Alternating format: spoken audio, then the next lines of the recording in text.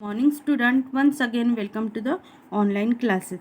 Today we are started grammar and grammar मध्ये आपण घेणार आहोत direct and indirect speech. Direct and indirect speech means काय होतं की प्रत्यक्ष आणि अप्रत्यक्ष कथन असा याचा अर्थ होतो. तर आता प्रत्यक्ष आणि अप्रत्यक्ष कथन म्हणजे डायरेक्ट इनडायरेक्ट स्पीच याची सुरुवात आपल्यालाच करायची आहे. तर बघा त्याचा अर्थ कसा होतो. एखाद्याचे बोलणे आपण दुसऱ्याला दोन प्रकारे सांगू शकतो. एक प्रकार म्हणजे आपण त्याचे शब्द दुसऱ्याला जसेच्या तसं सांगू शकतो किंवा दुसरा प्रकार म्हणजे बोलणाऱ्याचे शब्द जसेच्या तसे न वापरता न यूज करता आपण तोच अर्थ आपण आपल्या शब्दात सुद्धा सांगू शकतो. अशा प्रकारे आपण दोन प्रकारे अर्थ किंवा दोन प्रकारे आपण एखाद्याचे बोलणे सांगू शकतो. आणि एखाद्याचे बोलणे दुसऱ्याला जसेच्या तसे सांगणे म्हणजेच आपण त्याला डायरेक्ट स्पीच असे म्हणतो. डायरेक्ट स्पीच कशाला म्हणतो की एखाद्याचे बोलणे दुसऱ्याला आपण जसेच्या तसंच म्हणजे त्याच्यात काही फेरबदल न करता जसेच्या तसं सांगणे म्हणजेच आपण त्याला डायरेक्ट स्पीच म्हणतो. आणि तोच जर अर्थ आपण आपल्या शब्दात सांगण्याची पद्धत म्हणजेच इनडायरेक्ट स्पीच असा इनडायरेक्ट स्पीच याचा अर्थ होतो. तर याचा अर्थ आपण इनडायरेक्ट स्पीच वापरत असतो. म्हणजे कोणतेही आपण जर सेंटेन्स किंवा वाक्य म्हणा आपण यूज करत असतो तर तो इनडायरेक्ट स्पीचमध्ये आपण यूज करत असतो. आणि दुसऱ्याचे जर शब्द जसेच्या तसे न वापरता तोच अर्थ आपण आपल्या शब्दात सुद्धा सांगत असतो. तर अशा प्रकारे तुमच्या लक्षात आलं असेल की डायरेक्ट आणि इनडायरेक्ट स्पीच म्हणजे काय. तर एखाद्याचे बोलणे आपण म्हणजे त्याचे शब्द दुसऱ्याला जसेच्या तसे सांगणे म्हणजेच डायरेक्ट स्पीच आणि तोच अर्थ आपण आपल्या शब्दात सांगणे म्हणजेच इनडायरेक्ट स्पीच. हे दोन गोष्टी लक्षात ठेवायच्या. तर आता इथे बघा काही सेंटेन्स दिलेला आहे. Read this sentence from the प्लेमधले हे सेंटेन्स आहे. Kuno said I want you to come and see me. Vashti said I dislike the star. तर कुनो आणि वाष्टी या दोघांचे हे काय सेंटेन्स आहे. तर this sentence are in direct speech. तर हे जे सेंटेन्स आहे हे काय आहे डायरेक्ट स्पीच आहे. Here Kuno and Vashti say these words however when we report when another person has said we usually do not use the speaker exact words but use indirect or reported speech. मी आत्ता सांगितलं तुम्हाला की direct speech आणि indirect speech म्हणजे काय. तर तेच आहे. The structure of the indirect speech changes depending on whether we transform a statement a question or a request. तर इनडायरेक्ट स्पीचमध्ये कशावर अवलंबून असते तर ते जे स्टेटमेंट आहे ते आपण ट्रान्सफर करू शकतो एखादा क्वेश्चन किंवा रिक्वेस्ट वगैरे आपल्याला केली तर. While transforming statement for reporting verb in the past tense we need to check the pronouns tenses and expression of time and place. तर आपल्याला जर एखादं जे स्टेटमेंट आहे तर ते ट्रान्सफर करायचं असेल इनडायरेक्ट स्पीचमध्ये करायचं असेल तर आपल्याला पहिले रिपोर्टिंग व्हर्ब बघावं लागेल ते पास्ट टेन्समध्ये आहे का आणि त्यामधलं प्रोनाउन चेक करावं लागेल टेन्स चेक करावं लागेल आणि त्यामधला टाईम आणि प्लेस स्थळ आणि वेळ हे जे एक्सप्रेशन आहे ते सुद्धा आपल्याला चेक करावं लागेल. इथे काही स्टेटमेंट बघा दिलेलं आहे. In statement we use reporting verb such as said stated told inform or explain. जर आपल्याला एखादं रिपोर्ट द्यायचं असेल रिपोर्टिंग व्हर्ब यूज करायचं असेल तर ते रिपोर्टिंग व्हर्ब यूज करत असताना आपण कोणते वर्ड्स घेऊ शकतो.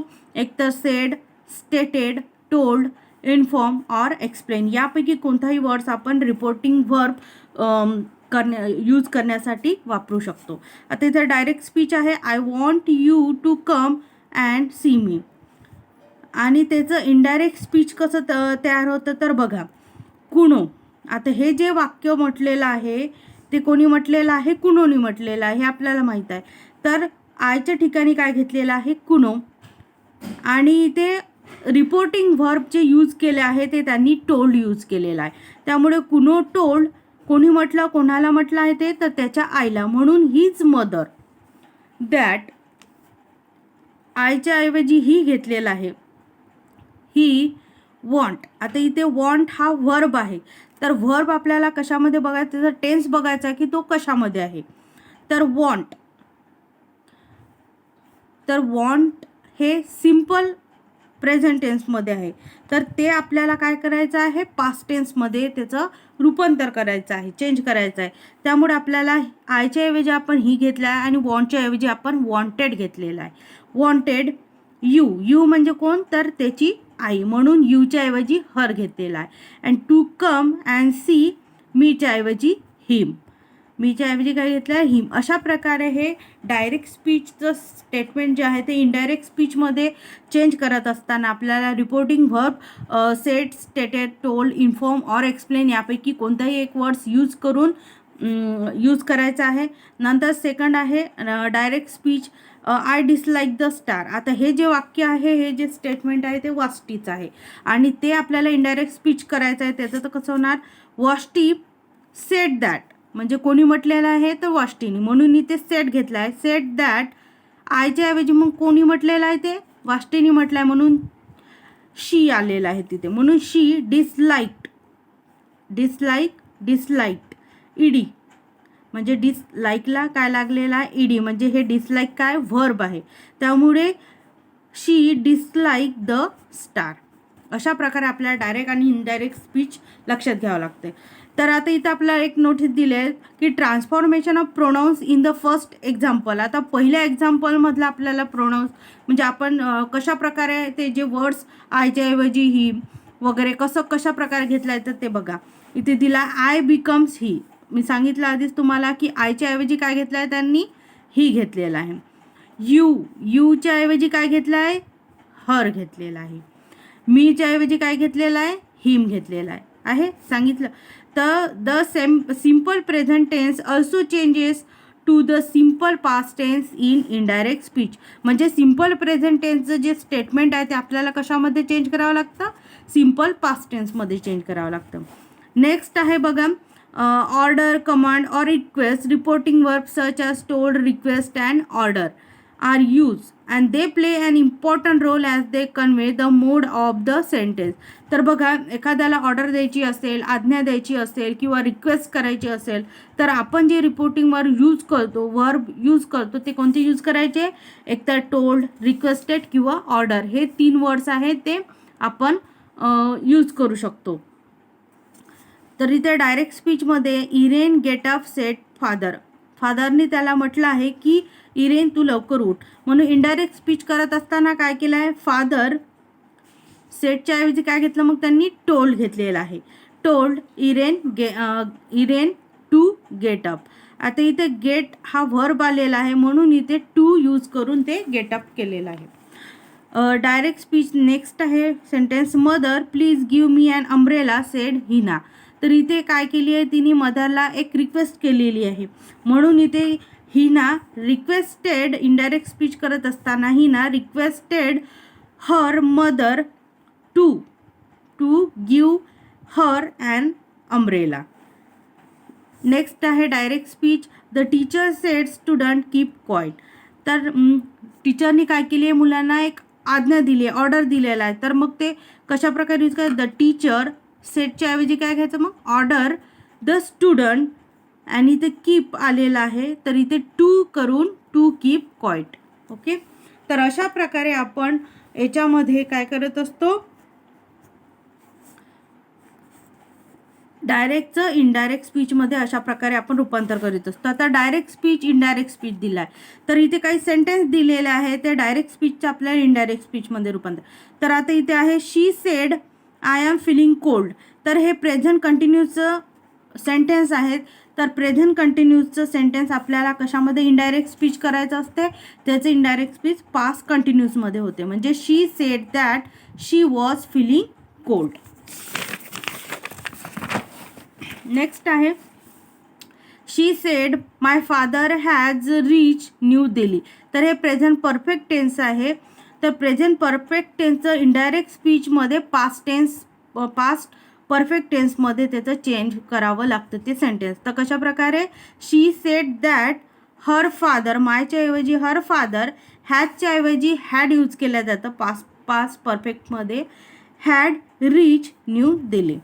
Next time my friend said I had already started for the shop by then.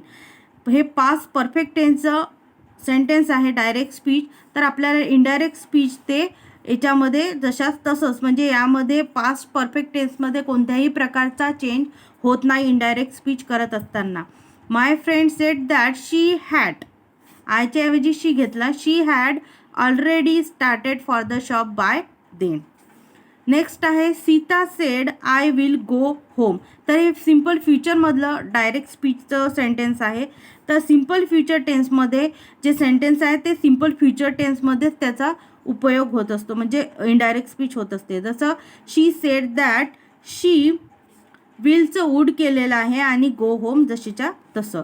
Next आहे Harish said Lata switch the fan on please. Simple present making a request. Simple present टेन्समधलं हे sentence आहे आणि इथे आपल्याला एक रिक्वेस्ट केलेली आहे. त्यामुळे इथे काय केलेलं आहे, सिम्पल प्रेझेंट टेन्समध्ये फक्त only the reporting verb changes, म्हणजे रिपोर्टिंग वर्बच फक्त चेंजेस केल्या जातात. रिपोर्टिंग वर्ब म्हणजे जसं आता सेड वगैरे आहे ते काय आहे, रिपोर्टिंग वर्ब आहे. म्हणून हे फक्त काय चेंज केल्या जाते. म्हणून हरीश सेडच्या ऐवजी काय घेतलेलं आहे, requested Lata to switch the fan on. Okay, to switch, to का बरं घेतला, कारण इथे वर्ब सुरुवातीला आलेला आहे म्हणून इथे टू लावून आपण ते जे वर्ब आहे ते स्विच लिहिलेलं आहे आणि ते सेंटेन्स इनडायरेक्ट स्पीचमध्ये कंप्लीट केलं. अशा प्रकारे तुम्हाला डायरेक्ट इनडायरेक्ट स्पीच लक्षात आलेलं असेल. आता इथे काही change this sentence to indirect speech. तर इथे आपल्याला डायरेक्ट स्पीचचे सेंटेन्स दिलेले आहे, तर ते आपल्याला काय करायचे, इनडायरेक्ट स्पीचमध्ये चेंज करायचे आहे. आता फर्स्ट आहे Nalini said I go to school on time. तर आता इथे इनडायरेक्ट स्पीच कसं होणार, हे आय गो टू स्कूल म्हणजे सिम्पल प्रेझेंट टेन्स आहे, तर मग ते कसं होणार, सिम्पल प्रेझेंट टेन्समध्ये. सिम्पल प्रेझेंट टेन्सचं सिम्पल पास्टमध्ये. जसं नलिनी सेड दॅट, आयच्या ऐवजी शी घेतलं, शी गोच्या ऐवजी वेंट घेतलं, went to school on time.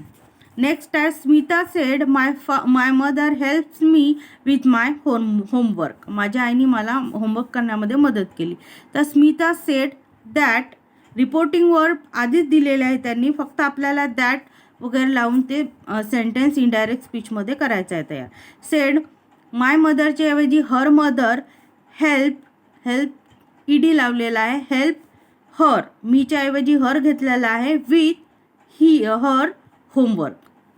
तर मी मायच्या ऐवजी त्यांनी हर घेतलेला आहे. थर्ड आहे Puneet said to me it has been raining heavily. तर त्याचंच इनडायरेक्ट स्पीच आहे, Puneet told me that it had been raining heavily. याचं प्रेझेंट पास्ट परफेक्ट कंटिन्यूस टेन्समध्ये केलेलं आहे. नेक्स्ट आहे Meena said Sudha please lend me a pen. मीनानी रिक्वेस्ट केलेली आहे सुधाला, Meena requested Sudha to lend her a pen.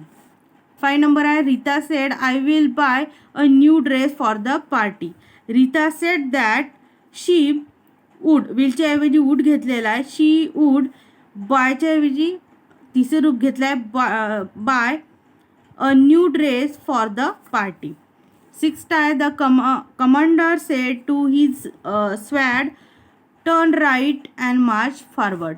तर द कमांड ऑर्डर सेड म्हणजे कमांडरला ऑर्डर दिलेली आहे कमांडरने त्यांच्या फौजेला. तर the commander order his squad to turn right and march forward. तर अशा प्रकारे हा क्वेश्चन नंबर ए जो आहे तो तुम्हाला CWमध्ये टेक्स्टबुकमध्ये करायचाच आहे सॉल्व, परंतु वर्कबुकमध्ये केल्यानंतर नोटबुकमध्ये सुद्धा तुम्हाला 1 टाईम राईट डाऊन करायचं आहे. सो नेक्स्ट पिरियडमध्ये आपण परत डायरेक्ट स्पीच इनडायरेक्ट स्पीचच घेणार आहोत.